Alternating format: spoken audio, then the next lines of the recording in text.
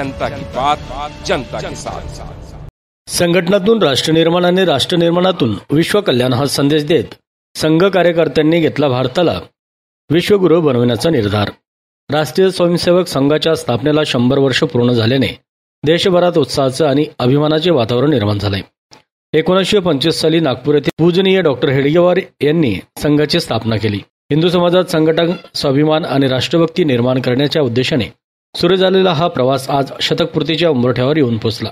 संघाच्या शताब्दी वर्षनिमित्त देशभर विविध ठिकाणी संचलन, सत्कार समारंभ, सेवा प्रकल्प, व्याख्यानमाला आणि सांस्कृतिक कार्यक्रमाचं आयोजन करण्यात आलं आहे।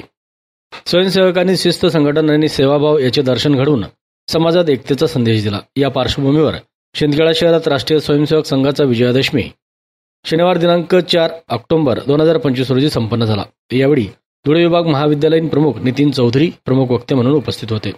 कार्यक्रमाचे प्रास्ताविक तालुका कार्यवाहक विनोद देसले यांनी केले। व्यासपीठावर अखिल भारतीय पंचकृष्ण प्रबोधन मंडळचे धुळे जिल्हा समन्वयक बंशीलाल सोनवणे, सेवानिवृत्त प्राचार्य रजयसिंग राजपूत, शिंदखेडा तालुका संघचालक डॉक्टर सुजय पवार उपस्थित होते। यावेळी संघाचे जयघोष पथसंचलनाची सुरुवात जाधवनगर, भगवा चौफुली, शिंदखेडा येथून होऊन छत्रपती शिवाजी चौक, तहसील कार्यालय, गांधी चौक, रथगल्ली, शनी मंदिर मार्गे इराले उत्सवाचा समारोप जनता हायस्कूल येथे झाला।